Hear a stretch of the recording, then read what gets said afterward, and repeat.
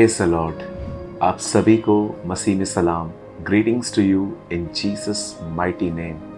प्रभु यीशु मसीह के नाम में आप सभी का आज के इस बेसिक टीचिंग में आप सबका प्रभु यीशु के नाम में स्वागत है। मेरे भाइयों, मेरी बहनों, बाइबल दो इवेंट्स के लिए बहुत ज़्यादा बात करती है। एक उसका देह में आना, जिसे जॉन में लिखा है वर्ड बिकेम फ्लैश। आप सभी जानते हैं परमेश्वर ने जो वचन कहा था, बाइबल बताती है वो वचन उसका बेटा है जीसस, और वो हमारे बीच में बॉडी में आया, इसलिए लिखा है वचन देहधारी हुआ। और बाइबल सबसे ज़्यादा जिक्र करती है जो सेकंड इवेंट है वो है उसके दोबारा लौटने को, जब वो बादलों पर अपनी कलीसिया को, अपनी दुल्हन को लेने के लिए आएगा। मैं आपको बताना चाहता हूँ भाइयों बहनों, प्रभु यीशु मसीह का पहला आगमन जब वो बॉडी में आया वो पूरा हो चुका है। उसे हुए कई साल, हज़ारों साल हो गए हैं, 2023 साल हो चुके हैं। बट अब हम बहुत जल्द प्रभु यीशु मसीह को बादलों पर आते हुए देखेंगे। एंड द बाइबल सेज जो लोग तैयार हैं वो उसके साथ उठा लिए जाएंगे और उसके बाद हम वहाँ राज्य करेंगे। मैं आप में से हर एक को कहना चाहता हूँ, मेरे भाइयों, मेरी बहनों, ये तैयारी के दिन है, ये शुरुआत नहीं है, ये तैयारी के दिन है। बहुत जल्द वो हमें लेने आएगा और मैं आप में से हर एक को कहना चाहता हूँ, तैयार हो जाइए। ये समय है कि हम पवित्रता में ज़िंदगी जिएं। ये समय है कि हम एक दूसरे के गुनाहों को ढाँप के ज़िंदगी जिएं। ये समय है हम पवित्र आत्मा के साथ और पवित्र आत्मा में भर के ज़िंदगी जिएं। और मैं आप में से हर एक को कहना चाहता हूँ, ये कैसे होगा, इन सारी बातों को हमने इन सारे वीडियोस में समझाया है।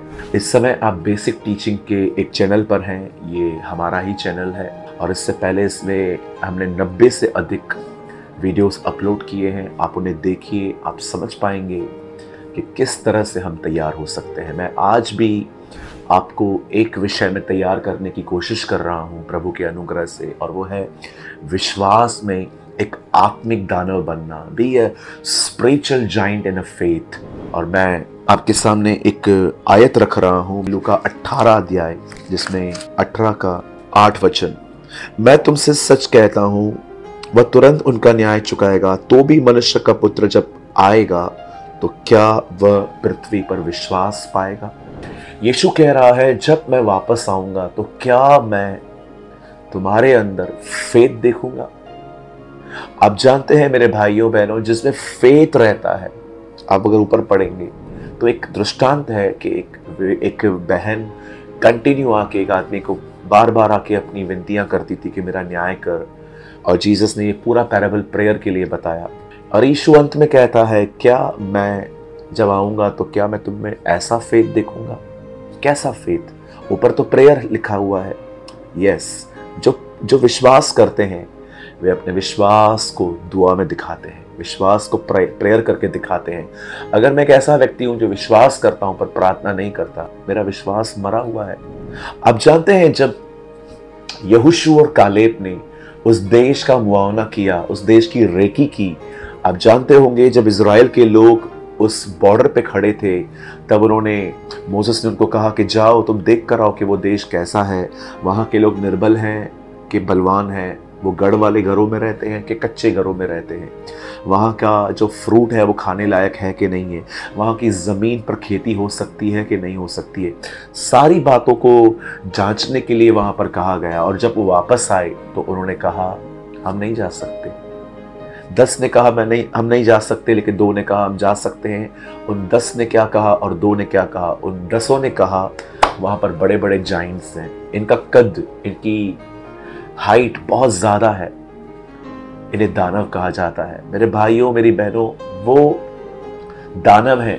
हमें अपनी आत्मा में दानव बनना है। Be a spiritual giant in a spirit, in a faith. आप जानते हैं आप किस तरह से अपने विश्वास में बढ़ते जाते हैं, विश्वास में ग्रो करते जाते हैं। आप देखिए 3 तरह के विश्वास बाइबल में बताए गए हैं। एक है अविश्वास, जिन्होंने बिल्कुल जीसस को, जो अविश्वासी लोग होते हैं, जिन्होंने गॉस्पेल की बात उनको रिजेक्ट कर दिया है, उसके बाद आता है अल्प विश्वास। ये वो लोग हैं जो यीशु पर विश्वास तो करते हैं, लेकिन इनका विश्वास सिर्फ और सिर्फ तब होता है जब वो खुश होते हैं, लेकिन जब ये दुखी होते हैं तो ये डाउन होते हैं। इसे कहते हैं अल्प विश्वास। और तीसरा जो विश्वास है वो है हर परिस्थितियों में खुदा पर ईमान रखना, उसके कलाम पर विश्वास करना। अब आप कैसे इस थर्ड लेवल पे आ सकते हो? हमेशा फेथ में। एक्चुअली परमेश्वर पर फेथ रखना कोई कठिन बात नहीं है, बहुत आसान है। आज मैं आपको उसके बारे में बताना चाहता हूँ। एक दिन एक फरिश्ता, एक स्वर्गदूत यूहन्ना बपतिस्मा दाता के पिता जकरया के पास जाते हैं। उन दिनों में यूहन्ना पैदा नहीं हुआ था, और आप जानते हैं एलिशिबा और जकरया की कोई संतान नहीं थी, और वो दुआ करते थे। और फरिश्ता आके उनको कहता है कि तुम्हें एक बेटा पैदा होगा, और उसे किस तरह से बड़ा करना है उसकी भी डिटेल्स उन्होंने दी। उसे ये मत देना, उसे ये मत देना, उसके सर पे छुरा मत फेरना। बहुत सारी डिटेल्स वहाँ पर यूहन्ना लूका 1 अध्याय में लिखी है। पर सब सुनने के बाद पता है क्या हुआ? बाइबल बताती है कि जकरया ने कहा मैं कैसे मान लूं, मैं तो बूढ़ा हूं। अब आप भी कहेंगे हाँ ब्रदर, बात तो सच है, बूढ़े व्यक्ति को बच्चा कैसे हो सकता है? परमेश्वर ने हमारे सामने एग्जाम्पल सेट किए हैं, हमें उनकी तरफ देखना है। अब्राहम भी बूढ़ा था पर खुदा ने उसे दिया। जकरया ये बात भूल गया था। बाइबल कहती है कि उसने कहा मैं कैसे मान लूं, तब उसे गूंगा करना पड़ा। मेरे भाइयों बहनों, फेथ पता है क्या है? आपको फेथ पाने के लिए कोई बड़ा काम नहीं करना है। जो परमेश्वर कहता है उसके साथ एग्री हो जाइए, सहमत हो जाइए, विश्वास कीजिए ये होगा। जो भी आप बाइबल में पढ़ते हैं, एक वचन पढ़ के बाइबल की शुरुआत करें। जमीन टल जाएगी, आसमान टल जाएगा, पर उसका वचन कभी नहीं टलेगा। यीशु मसीह आज, कल और हमेशा एक जैसा है। व्यवस्था की एक मात्रा और बिंदु भी बिना पूरे किए हुए नहीं रहेगी। इन तीनों वचनों को पढ़ के बाइबल की शुरुआत करिए कि जो मैं पढ़ रहा हूं, जितना उनके लिए सच था, ये मेरे लिए उतना ही सच है। और जब आप इस फेथ में स्टैंड रहेंगे, खड़े रहेंगे, मैं आपको कहना चाहता हूं बहुत सारे ऑब्स्टिकल्स भी आएंगे लाइफ में इस फेथ से हटने के लिए। परिस्थितियां डराएंगी, आपको डेविल बार बार हालात दिखाएगा, देख क्या हो रहा है, कुछ भी ठीक नहीं हो रहा है, तेरे हस्बैंड ने शराब नहीं छोड़ी है, तेरे बच्चे नहीं सुधर रहे हैं, देखो तुम लोग की हालत क्या है, तुम प्रॉब्लम में हो, ये हो वो, पूरे दुनिया भर की तकलीफें आपको दिखाएगा, ताकि आपका ध्यान उस सहमति से हटे और आपका ध्यान वहां जाए। वो बड़ा शातिर है, मैं उसको महिमा नहीं दे रहा हूं, लेकिन अपने दुश्मन की पहचान रखना भी बाइबल बताती है जरूरी है। बाइबल बताती है डेविल की युक्तियों से अनजान मत रहो। And you know the Bible says पूरी अदन की वाटिका हवा के सामने थी, पर उसने एक ही फल दिखाया जो खुदा ने मना किया था। वो आज भी आपका ध्यान वहीं लगाएगा जो आपको नहीं देखना चाहिए। हमेशा परमेश्वर के वचन के साथ सहमत रहिए। शैतान जब भी आपको हवाएं दिखाए, हवाओं की तरफ मत देखिए, जीसस की तरफ देखिए, ताकि डुबाने वाला पानी भी सहारा दे सके। मेरे भाइयों, मेरी बहनों, वचन के साथ सहमत हो जाइए। जो कुछ परमेश्वर ने वचन में लिखा है वो हाँ और आमीन में है। आप हाँ कहिए, खुदा आमीन कहेगा। मैं विश्वास करता हूं ये छोटी सी टीचिंग की वजह द्वारा आप ब्लेस्ड हुए होंगे। मैं थर्ड टाइम ये रिपीट करना चाहता हूं, सुनिए। विश्वास कुछ और नहीं है, विश्वास है जो मुझे परमेश्वर ने कहा है वो होगा। दैट्स इट, वो होकर रहेगा। ये है विश्वास, और इसी को कहते हैं सहमति।